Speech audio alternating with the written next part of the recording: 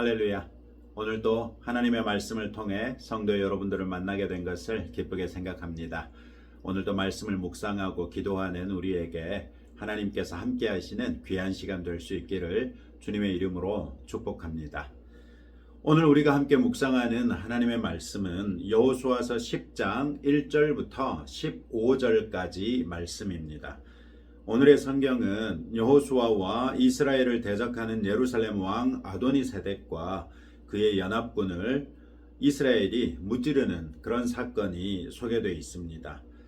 기브온은 예루살렘에서 채 9km도 떨어져 있지 않은 곳인데 기브온뿐만 아니라 그비라, 부에롯, 기럇여아림 등 4개의 주요 성읍 사람들이 다 이스라엘 편에 붙어버렸습니다. 이 중에 특히 기브온과 기럇여아림은 왕도에 비견할 수 있을 정도로 큰 성들이었기 때문에 이 4성읍이 이스라엘에 편입된 것은 예루살렘 왕 아도니세덱에게는 청천벽력 같은 사건이었을 것입니다. 그는 당연하게도 혼자서는 이스라엘을 이길 수 없다는 것을 알고 헤브론의 왕, 아르못의 왕, 라기스의 왕, 에글론의 왕 등과 함께 총 5왕들이 연합해서 이스라엘을 대항하기로 합니다. 이처럼 아모리족 속의 5왕 연합군이 기브온을 공격해 들어오자 기브온 사람들은 곧바로 길갈 진영에 머물고 있던 여호수아에게 도움을 요청합니다. 이 사건은 기독교로 개종한 사람들 개인적인 차원에서도 왕성하게 일어나는 사탄의 방해를 우리에게 생각나게 합니다. 사탄의 입장에서 보면 누군가 기독교로 개종한다는 것은 원래 자기 휘하에 있던 사람을 잃어버리는 것이고 그만큼 자신의 영역을 그리스도께로 빼앗기는 것을 말하는 것입니다. 그렇기 때문에 어떻게 사탄이 가만히 있을 수 있겠습니까? 이와 함께 영적 전투 상황에 놓인 성도들은 오늘의 성경에서 기브온 사람들을 통해 배워야 할지요. 그런 영적 전투를 혼자서 치르지 말아야 한다는 교훈을 얻어야 합니다. 반드시 길갈에 있는 이스라엘 진영 본대에게 도움을 요청했던 것처럼 바로 그리스도 예수 안에 있는 교회에게 상황을 알리고 기도 요청을 하면서 나 혼자서 싸우는 것이 아니라 먼저 그리스도인 된 사람들이 나를 위하여 함께 싸우는 것을 경험하는 것이 필요합니다. 교회와 더불어 영적 전투에서 승리하고 그 승리로서 교회에 더욱 소속감을 가지는 한편 하나님의 살아계심을 경험하면서 하나님께 영광을 돌리는 성도가 될 수 있는 것입니다. 이 승리로서 개종자 한 사람 한 사람은 더욱 든든하게 믿음에 설 수 있게 되는 것은 당연한 일이겠지요. 혹시 여러분들 가운데 사탄의 공격 아래 있는 분들이 혹시 계시다면 여러분 혼자서 그 싸움을 외롭게 맞이하지 마시기 바랍니다. 목사인 저에게 말씀해 주시고 또 여러분들의 구역 식구들에게 알려서 함께 이 영적 전투에 임할 수 있도록 도움을 요청하시기 바랍니다. 그것이 바로 교회가 여러분들을 위해서 할 수 있는 중요한 일 중에 하나이기 때문이지요. 이렇게 도움 요청을 받은 여호수아는 역시 곧바로 모든 군사와 용사들을 이끌고 길갈에서 기브온으로 출발합니다. 이때 여호와 하나님께서 여호수아에게 그들을 두려워하지 말라. 내가 그들을 내 손에 넘겨주었으니 그들 중에서 한 사람도 너를 당할 자가 없으리라. 이렇게 8절에서 약속해 주십니다. 8절은 여호수아가 길갈에서 기브온으로 출발하기 전에 혹은 가는 길에라도 여호와 하나님께 기도했다는 것을 전제하고요. 여호수아의 기도에 하나님께서 응답하셨다는 것을 말해주는 사건입니다. 이미 이스라엘은 아이성의 공략 때와 기브온 사람들과 화친을 맺을 때 하나님께 여쭙지 않고 일을 진행했다가 실패의 쓴맛을 본 적이 있습니다. 그러니 요단강을 건넌 후 처음 치르게 되는 대대적인 전투를 앞두고 하나님께 여쭙지 않았다고 생각할 수는 없겠지요. 지금까지 이스라엘 백성은 여리고 성과 아이 성에서의 승전과 기브온 등의 성을 복속시켰지만 이번처럼 대규모 전투의 경험은 없었습니다.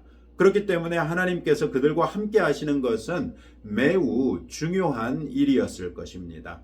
여호수아는 명백하게 하나님 앞에 기도했을 것입니다.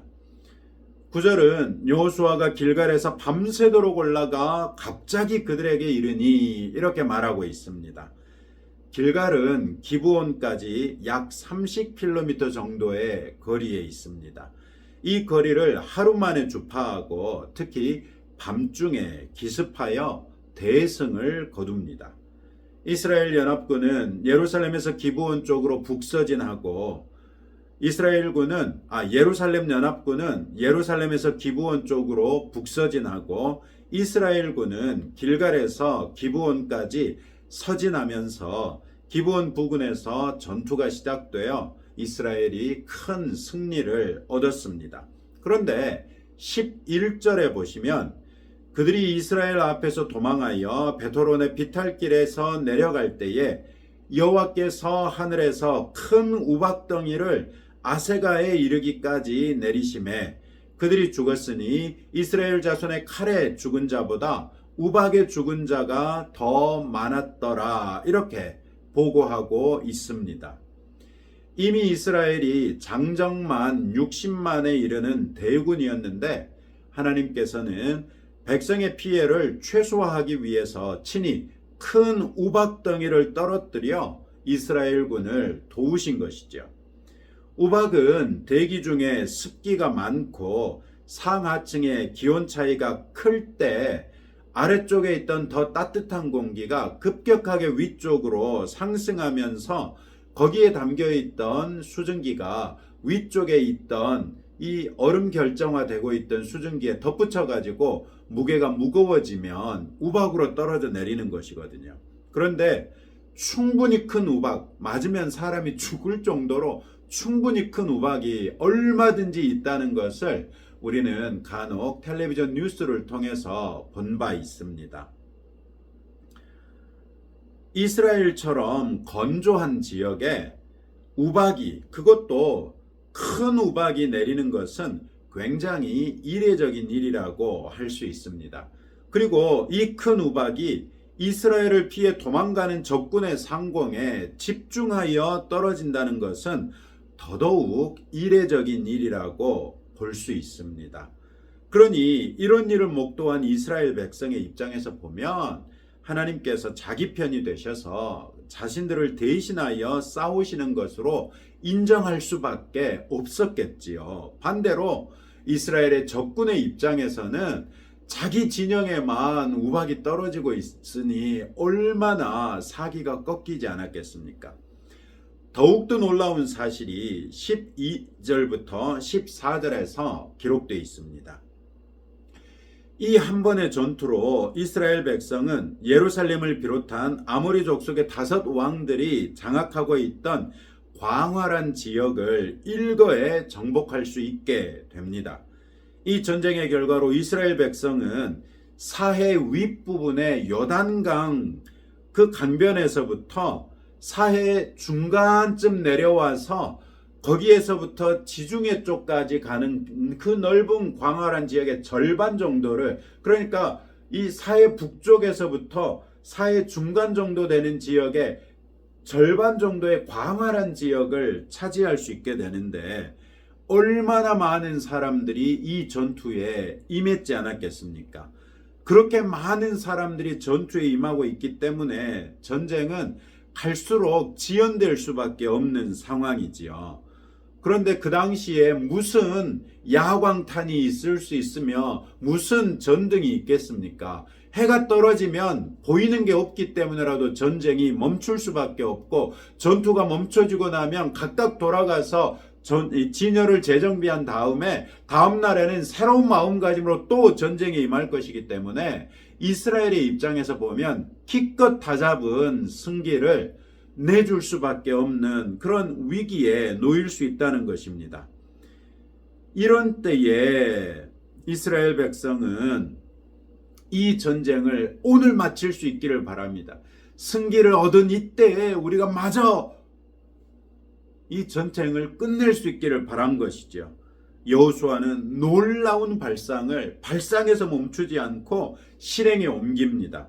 12절과 13절 말씀해 보시면 여호수아가 여호와께 아뢰어 이스라엘의 목전에서 이르되 태양아 너는 기브온 위에 머물러라 달아 너는 아얄론 골짜기에서 그리할지어다 하매 태양이 머물고 달이 머물기를 백성이 그 대적에게 원수를 갚기까지 하였느니라 이렇게 말하고 있어요. 먼저 여호수아가 여호와께 아뢰었다고 말하고 있습니다. 여호수아의 능력으로는 될 수 없는 일이기 때문에 여호수아가 하나님께 요청했다는 것입니다. 하나님 태양이 머물게 해주십시오. 하나님 달이 머물게 해주십시오. 그리고 그 믿음으로 여호수아는 선언합니다. 태양아 너는 기브온 위에 머무르라 달아 너도 아얄론 골짜기에서 그리할지어다. 놀랍게도 하나님께서 기드온이 선언한 대로 이루어 버리십니다. 그 다음 구절에 보시면 당일에 해가 거의 종일토록 속히 내려가지 않아서 전투를 끝낼 수 있었다고 말합니다. 이 일은 좀처럼 믿기 힘든 일이 아닐 수 없습니다. 그러나 성경에 기록된 것이 역사적으로 일어난 일이 아니라면 우리가 성경을 믿는 것이 무슨 의미가 있겠습니까? 성경의 하나님께서 살아계신 참 신이시라면 이런 일을 일으키지 못하실 이유는 또 무엇이겠습니까? 이런 일들 때문에 우리의 믿음이 도전을 받습니다. 그러나 우리의 믿음이 우리 인간의 이성과 지성으로 인정할 수 있는 일들만 믿는다면 과연 그런 믿음이 신적인 존재에게 닿을 수 있겠습니까? 인간이 만들어낸 신들에게는 닿을 수 있겠지요. 동일하게 인간의 피조물에 지나지 않으니까. 그러나 만유의 창조주이시고 대주제이신 여호와 하나님께는 결코 닿을 수 없을 것입니다. 그렇기에 성경의 하나님을 믿는 사람은 이런 사건이 역사적인 사실로 실제로 일어났을 것이라는 것을 믿을 수 있게 되는 것입니다. 오늘의 성경처럼 우리의 믿음에 대한 도전을 던지는 성경 구절들을 온전히 믿을 수 있는 믿음의 사람들이 될 수 있기를 주님의 이름으로 축복합니다. 하나님께서 해와 달을 거의 종일토록 멈추게 하신 일은 사실 과학적으로는 설명하기가 거의 불가능합니다. 그렇기 때문에 실제로 어떤 방식으로 이런 일이 일어났는지는 우리가 천국에 가 보고서야 비로소 알 수 있을 것입니다. 다만 만유의 창조주이신 여호와 하나님께서 원하신다면 무에서 유를 창조하신 그 하나님께서 자연 법칙에 잠깐 개입하시면서 동시에 사람들의 활동에 미칠 영향을 최소화하시거나 혹은 전혀 없게도 하실 수 있으신 것을 충분히 인정할 수 있을 것입니다. 많은 사람들은 성경에 기록된 초자연적인 사건들을 그것들이 과학적으로 가능하지 않다는 이유만으로 다 배격해버리고 성경의 하나님까지 거부합니다. 이것은 과학을 신의 위치까지 올린 셈이라고 할 수 있는데 과학이라는 것 자체가 인간의 한계에 갇히는 것을 우리는 또 부인할 수 없습니다. 2025년에 아무리 전 세계적인 과학자라 하더라도 그 사람을 100년만 되돌려가지고 1925년에다 되돌려 보내놓는다면 그 사람은 아무런 영향력도 미칠 수 없는 자신을 보면서 자괴감을 갖게 될 것입니다. 그가 2025년에 그토록 영향력 있는 과학자가 될 수 있었던 것은 지금까지의 인류 문명 안에서 과학 발전이 꾸준히 누적되어 온 그 위에 자신의 연구 결과가 꽃을 피울 수 있었기 때문입니다. 최근 들어 과학기술의 발달은 우리가 현기증을 느낄 정도로 빠르다는 것을 부인할 수 없습니다.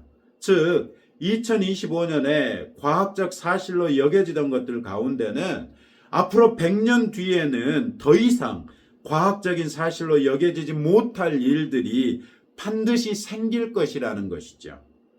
과학이 발전함에 따라 이론이 새롭게 정립되면서 과거의 이론들의 맹점이 드러나게 되면서 과거의 이론들이 무시받게 될 것인데 100년 뒤의 과학이 100년 전의 과학을 여전히 유효한 과학으로 인정하는 것도 있겠지만 더 이상 유효한 이론으로 볼 수 없는 것들도 반드시 생길 것이라는 것이죠. 이런 면에서 과학기술은 지속적으로 발전하고 있는데 과학기술이 지속적으로 발전한다는 그 자체가 과학기술이 절대적인 무엇이 아니라는 것을 스스로 증명하고 있습니다. 스스로도 절대적이지 못하다고 인정하고 있는 과학기술이 어떻게 절대자이신 여호와 하나님을 평가할 수 있겠느냐는 말입니다. 다른 한편으로 과학기술은 인간의 상상력을 실현시키는 강력한 방편인 것 또한 부인할 수 없지요. 누군가는 하늘을 날고 싶은 꿈을 꾸었는데 그것이 오랜 시간이 지난 다음에 비행기가 만들어지면서 실현됐습니다. 누군가는 별과 별 사이를 날아다니는 것을 꿈을 꾸었는데 지금 우리 시대에는 그 별과 별을 돌아다니는 여행이 충분히 가능하다는 것이 이미 증명된 셈이죠. 이처럼 인간의 상상력도 충분한 시간이 주어지면 그간의 과학기술의 발전으로 얼마든지 실현되고 있는데 만유의 창조주이신 하나님께서 상상하시거나 작정하시는 것이 인류의 역사 안에서 이루어질 수 없다고 주장하는 것은 무슨 배짱으로 그렇게 주장할 수 있단 말입니까? 우리는 사람들이 만들어낸 신들에 대해서 말하는 것이 아닙니다. 우상에 대해서 말하는 것이 아닙니다. 스스로 존재하시며 만유를 창조하시고 그 만유 가운데 운행하시면서 지금도 만유를 주관하고 계시는 참신이신 여호와 하나님에 대하여 말하고 있다는 것을 다시 한번 상기하시기 바랍니다. 지금의 지식과 과학기술에 근거한 상식으로 성경 말씀과 성경이 말씀하시는 하나님을 배척할 것이 아니라 우리가 믿기 힘들고 받아들이기 힘들며 좀처럼 이해할 수 없는 일들은 하나님께서 시원하게 그 궁금증을 풀어주실 때가 있을 것을 신뢰하면서 일단 지금은 믿어지고 납득할 수 있으며 이해할 수 있는 일들부터라도 믿어보자는 것입니다. 그렇게 해서 믿으면서 하나님께 점점 더 가까이 다가가 보는 것이야말로 인간에게 더 겸손한 접근이 아니겠습니까? 과학기술이나 사람들의 말 때문에 믿음이 흔들리지 않는 그런 성도들이 되시기 바랍니다. 그리스도 예수 안에서 우리를 구원하신 여호와 하나님의 은혜를 확신하시고 그것부터 믿으시기 바랍니다. 그것이 믿어진다면 놀랍게도 기존에 우리가 믿지 못하고 의심했던 많은 일들이 우리에게 더 이상 아무런 문제도 되지 않고 오히려 믿어지는 것을 경험하게 될 것입니다. 오늘도 이런 말씀들을 붙들고 다음과 같이 함께 기도하겠습니다. 영적 전투 상황을 혼자서 외롭게 투쟁하지 말고 교회 안에 있는 믿음의 동지들과 함께 싸워 공동의 승리를 통해 하나님의 지혜와 능력 또 은혜를 경험하고 하나님께 영광 돌릴 수 있도록 성경에서 믿어지지 않는 구절들에 집중하다가 시험 들지 말고 믿어지는 것부터 믿으면서 한 발짝씩 하나님께 더욱 가까이 나아가 결국 온전한 믿음에 이룰 수 있도록 기도하시고 우리 나라를 위해서 기도해 주시고 특별히 오늘은 우리 교회와 우리 성도들을 축복하면서 기도해 주시면 감사하겠습니다. 함께 기도하겠습니다. 하나님 아버지 감사합니다. 오늘 또 우리를 이 말씀을 통하여 함께 묵상하고 기도하게 하신 아버지께 감사드립니다. 주님, 우리가 영적 전투 상황에서 혼자서 외롭게 투쟁하지 않기를 원합니다. 하나님께서는 결코 우리를 외톨이로 내버려 두시거나 외면하지 않는 분이신데 우리 스스로 이 문제를 가지고 내가 혼자서 싸워야지 어떻게 남들에게까지 폐를 끼칠 수 있을 것인가 이런 어리석은 생각에 빠지지 아니하고 어떤 상황이든지 먼저 그리스도인 된 자들에게 알리고 함께 기도하여 함께 싸울 수 있도록 은혜를 더하여 주시기 원합니다. 그래서 그와 같은 같이 싸움으로 인해서 공동의 승리를 얻게 하시고 그것을 통해 하나님의 지혜와 능력과 또 하나님의 은혜를 경험할 수 있도록 우리에게 은혜를 베풀어 주옵소서. 그 일들을 통해서 하나님께서 받아 누리시기에 합당한 영광을 돌리는 하나님의 자녀들에게 하옵소서. 주님, 성경에서 믿어지지 않는 구절들에 집중하다가 시험 드는 사람들이 적지 않습니다. 이제부터라도 믿어지는 것부터 믿어서 한 발짝 한 발짝 하나님께 가까이 나아갈 수 있도록 우리를 붙드시고 이끌어 주시기를 원합니다. 주님, 우리나라를 위하여 우리가 기도할 때에 무엇을 위하여 기도해야 할지 성령 하나님께서 우리 안에서 우리를 주장하여 주시기를 원하오며 오늘 특별히 우리가 시시때때로 우리 오치 애양교회를 위하여 기도하게 하시고 우리 성도들을 염두에 두고 기도할 수 있도록 아버지 하나님께서 간섭하여 주시고 시시때때로 우리에게 기도해야 될 기도 제목을 알려주시며 축복하고 기도해야 될 우리 성도들을 떠올리게 은혜 베풀어 주옵소서. 우리 성도들이 오늘 하루 아버지 하나님 우리 성도들이 떠오를 때마다 그분을 위하여 잠깐이라도 기도할 수 있도록 은혜 베푸심으로 우리가 다 같이 서로를 축복하는 복된 날 되게 하옵소서. 예수님 이름으로 기도합니다. 아멘. 여러분들 가지고 나오신 기도 제목 가지고 하나님 앞에 나가실 때 하나님께서 보란듯이 응답해 주시는 은혜를 누리시는 복된 날 되시기를 주님의 이름으로 축복합니다.